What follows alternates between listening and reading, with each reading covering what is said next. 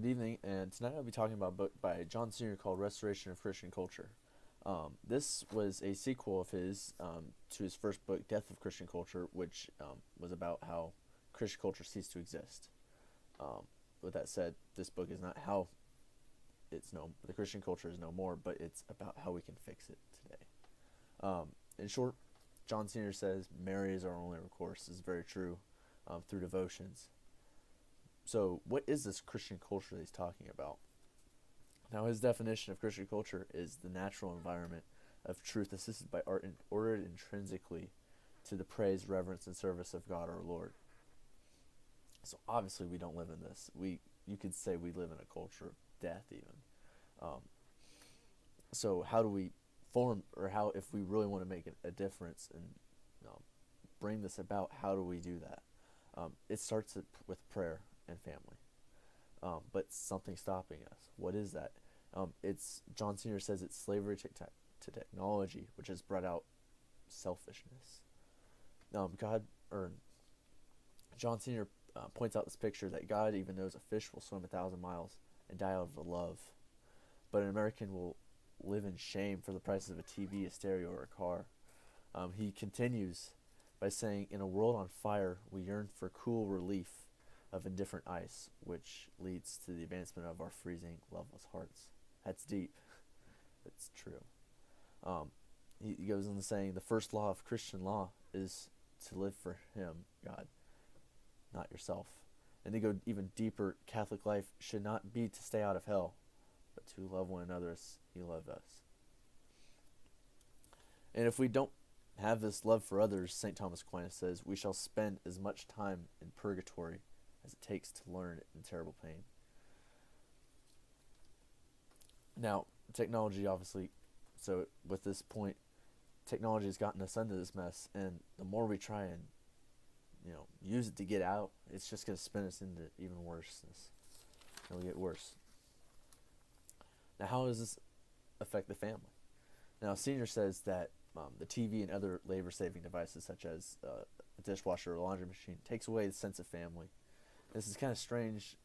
I thought it was kind of strange at first, but he goes into saying we need to destroy the TV, and we need to use that money to buy a piano and to sing as a family, because he believes music is very important to family bonding, and it brings unity, which, if you think about it, it does. Also, the labor-saving devices no longer allow for that singing. You're not going to stand. You're not going to be loading up the dishwasher singing a song or a hymn. You're just going to be doing it and getting done and going to do whatever is next on your list. It prevents family time, and it doesn't really do as much good as it could. And he also encourages sitting around the heater, or not the heater, the fire, and telling stories and singing and family, love, or true family. So how do we do this well? First off, he believes that the woman or the wife should stay at home. This is how he feels, and he feels that they should stay at home. And if this happens, food will taste like food. Life would be wholesome.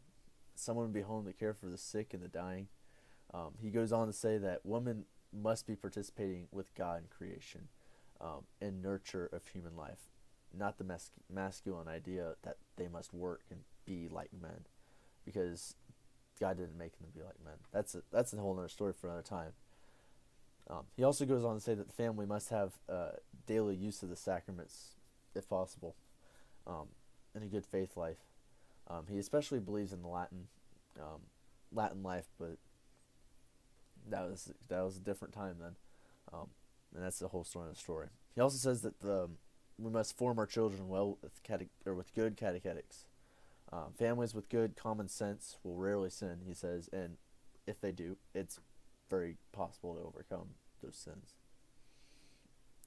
And now we're going to go even more specific, or more specific, and talk about more individual. He goes on to talking about ora et labora et sacra. That's work, prayer, and sacrifice. Now, Senior says that work is among the most important of those three, as prayer and sacrifice without these works is blasphemy. Um, Hence, faith without works is dead. That saying. He goes on to say, whatever kind of work you should do, you should ask cui bono, which means for whose good. And the end reason for our works, whatever that may be, whether it be our job, whether it be what we do in our free time, should be giving just services in the form of friendships from it. He goes on to say, friends are not for use, and love cannot be for theft. Now, with this mindset, we can bring about a virtue of true charity. And true charity is not a human, but a divine work. And this is accomplished through our human works, with us, our bodies, as being instruments of Christ. If we don't have true charity, which is loving as He loves us, anything we do may be done in vain, even if it's good, like helping out at the Lord's Diner or something like that. If it's not done with the right intention or with love, it's vain. It's not good. It'd be better if He hadn't done it at all. Our chief impediment to this is obviously love of self, and this is where sacrifice comes into play. This is our offering of our purified self for the greater glory of God. What better example of this than Jesus dying on the cross? Where does this begin? It begins with prayer. But everybody says, oh, we don't have time. Everybody says that. I say that. But we need to make time. On a side note, he does go into how each vocation should pray, how many hours, and all this stuff. And he basically kind of rips into priests here and says that they're at blame for the laity not praying as much, because he says that most priests do not pray their share of the hours. But we don't have time to practice solitude and silence in our lives, which, like the Blessed Virgin Mary did. Prayer is as necessary as work. Without it, we cannot enter heaven. Our work is unordered, and we need prayer, and work needs prayer. We need to, everybody, including myself, we need to reorder our daily lives and include more prayer in it. That's how we can incorporate that into this. And now, finally, through the efforts of our prayer, he says that we must encourage vocations, especially to the priesthood and religious life. He goes into great detail in great depth on how the Benedictine orders is amazing. How they ora et labora, how they work and how they teach, and goes into great depth about that. He also says that we must present these vocations as good and beautiful, in a good and beautiful way, not as only the perfect can do this or that. It's beautiful. And if we don't do this, we are committing sins of contraception spiritually to the next generation.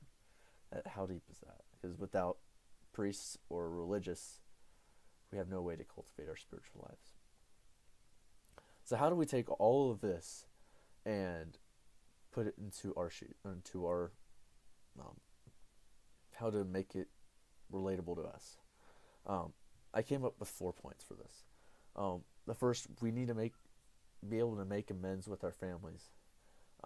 We're not going to be at home for much longer. Many of us are seniors, and this is our last semester at Capon. Make good amends and have good friendship or relationships with your family. Relationships are going to last longer than the latest iPhone or the newest car you could get. Relationships with your family are much more important, and you need that. I'm not saying also not go home and smashing your TV, but helping build a sense of community and prayer in your own family. Set aside more time for prayer or community or family time at dinner. Secondly, we need to strive to have better relationships with God. This is also through prayer and set aside time for God. Third, we need to be able to. We all need to strive to have better relationships with our peers. If our relationship with a friend is not good, we need to get rid of it. If it's not helping us get to God or heaven, it's not good.